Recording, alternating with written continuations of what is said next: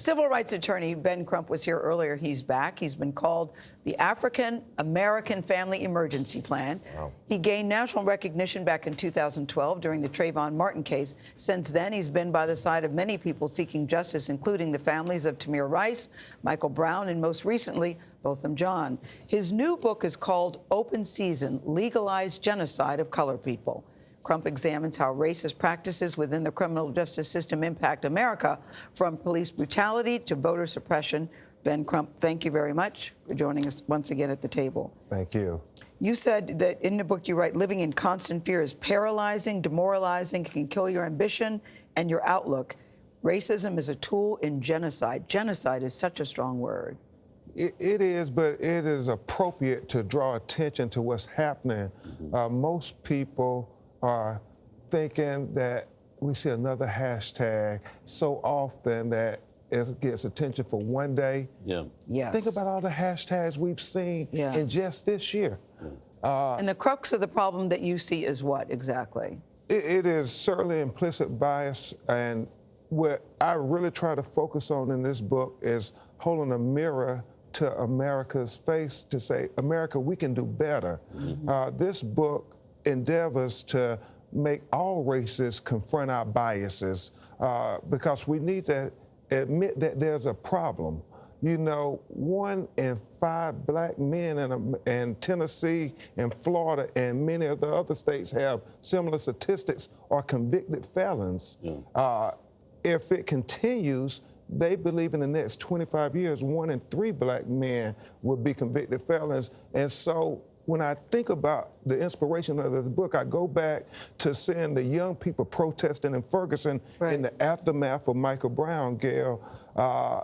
And there was this one young man I remember specifically who confronted the National Guard who had the assault rifle pointed at him, and he said, "Go ahead and kill me now with all the cameras here. You're going to kill us anyway when they're gone."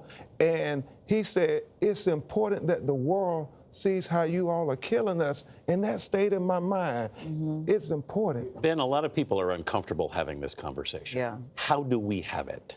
Well, it's a necessary conversation. We have it because we want to do better as a society. But how do we really start it? You start it by being honest. You look at the empirical data. We have empirical evidence here that we talk about those things, that even though black men make up only 7% of the population in America, we make up almost 50% of the population on death row. So you have to admit that one or two things, either black men or some terrible, evil, criminal-minded people, or our criminal justice system is racist and discriminatory. And I choose to believe that black men are no worse than any other man in America. So here's the very hard part, which is implicit bias is a real thing. I don't think anyone would argue against it. It takes a lifetime, though, embedded in our society to become biased in that way. So how do you train that out of somebody in like a 15-hour session or a weekend or something like that? It's never going to happen in a 15-hour session. A weekend retreat. Well, this is what happens, though. You have these implicit bias training. It's like a one-day training of everyone at corporations do this. Is that really going to do it? But we're the solution.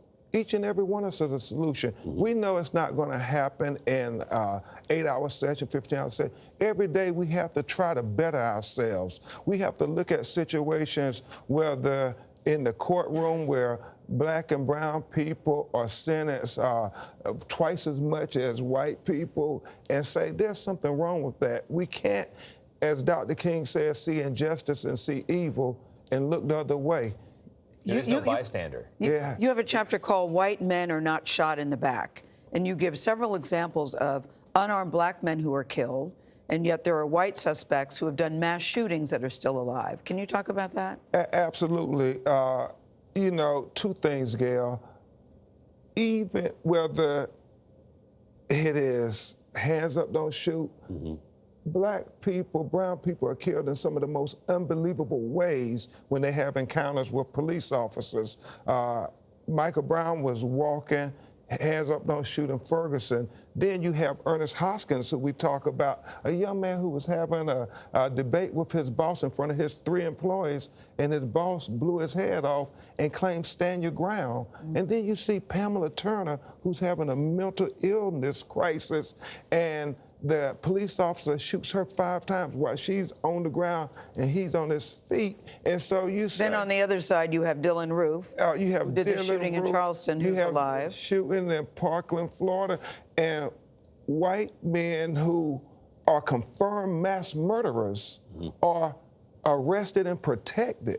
In Dylan Roof's case, they take him to Burger King after they know he's killed 9 of the most innocent people you could ever find.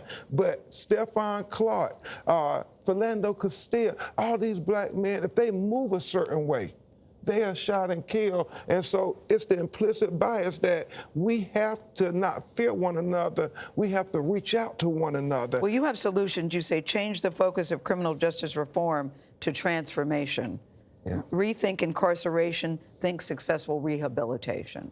Absolutely. There's a better way that we can make this world better for all our children and let them know that all our lives matter. I honestly think, Gayle... all our lives matter, yeah. All our lives matter. And there's no such thing really as sitting on the sidelines on this one. That in itself is taking a position. Mr. Crump, we appreciate you being here. The book, Open Season, is on sale right now.